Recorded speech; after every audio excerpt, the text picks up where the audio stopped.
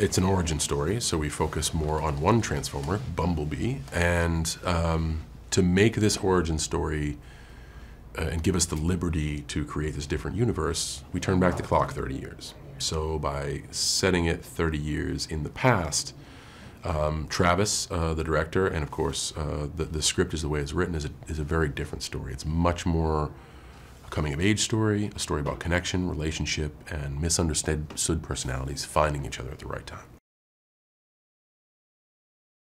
The film casts a wide net, and I mean that because it really caters to fans of the franchise, giving them the Easter eggs that they want so much, and the answers to the questions they have. I think they're going to walk out of the theater very satisfied.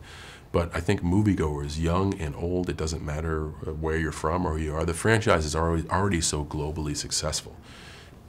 But I think this movie in particular is going to bring a whole new set of fans to the franchise because it simply touches on stuff that we all go through. Being misunderstood, not quite fitting in social circles, searching for friendship, getting a friend, having that friendship broken or tested. I want the world to see it because you have a storied legacy franchise, and then you have a group's vision to redefine that franchise, and they did so well. Like I tell Hailee and Travis all the time, thank you guys for just having me in the movie. And I think Hailee's performance and Travis's vision make this movie, and I just want the world to see it. I should say Bumblebee because of the movie. I'm a huge Optimus Prime fan, and I think for the same reason that people are fans of Bumblebee. Bumblebee, the runt of the litter, often endearing. I tend to gravitate towards the team captain, the ultimate good guy.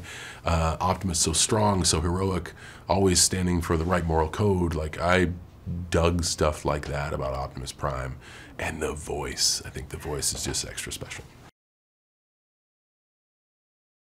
I think it's little Easter eggs like that that will definitely satisfy lifelong Transformers fans, and will also lead new viewers to be like, well, what's going on with that? And then somebody in the theater can be like, you don't understand, this is gonna be extra special. So cool details like that that will satisfy hardcore fans, but also appeal to a new audience member, I think makes this film extra special. Had 4 brothers, and money was sometimes scarce, but Transformers were like, they were the holy grail, if you will, of toys, because you got 2 toys for 1 toy. And the originals were so awesome, a lot of them being true die-cast, and the quality being so good, and you could transform easy into a robot and then transform back into a car. As a kid, you felt like you could do magic. So fans of the franchise are going to get the details they want. And I think that's what's great when you do an origin story about one Transformer. You get the time to tell the story. And no, you don't just see the one Transformer through the whole story. I think you're rewarded with action. You'll get to see a lot of Transformers that you loved from the past, but you do get a bigger look or more in-depth look at Bumblebee. And I think that's, I come from a business of live action performing. You do action for the sake of action. It's a means to an end. But if you care about the person doing the action, then you're invested and you want to root for that person. And I think that's what's extra special about this film for Transformers fans or new moviegoers. They will get to start from zero, learn about this character, care for this character, and root for this character. I'm an imaginative person. I know I've been able to do some pretty incredible voiceover stuff, and that is, you have to really use your imagination for that. So I thought, even though we had partial sets, at least we had something. And being able to look at a tennis ball and see that, my rendering was a lot more remedial than that, but at least I saw something. And it's also cool when you see the end product and it's spectacular. So that's a nice little reward. Travis is tremendous. I am grateful for this experience, and you know, that's a wish list thing, but I hope we can do it again.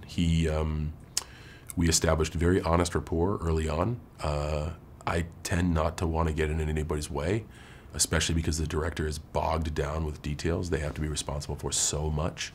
So I try to I try to get in there early and find out, like, hey, what would you like from me? What are your visions of this character? How can I help your vision of the movie? Because they see the whole thing. I just see my piece.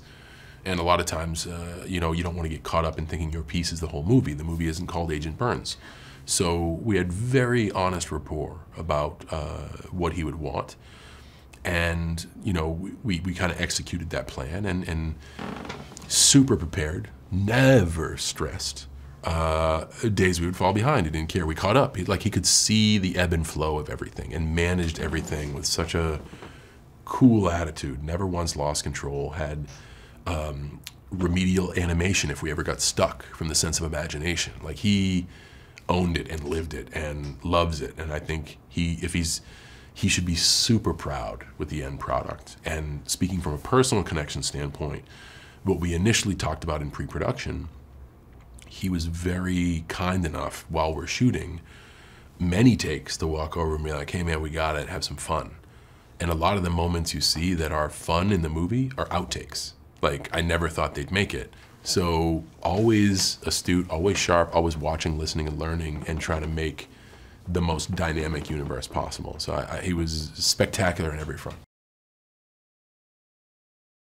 Talking with Travis, and every good hero needs a good antagonist, and we felt the best way to describe Burns to showcase Bumblebee was put Bumblebee in as much jeopardy as possible.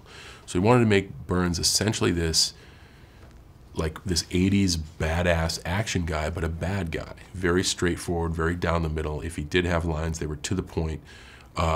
You knew he was a threat, you knew he could kick ass, but then it began to change. So we could alter the trajectory of Burns. Burns was shot down the barrel serious, but an alternate version was a little more human, like you see in the opening scene, a little more human, a little more, a bit of a beating heart, and also can absorb information and change perspective. All that stuff happened over the course of filming.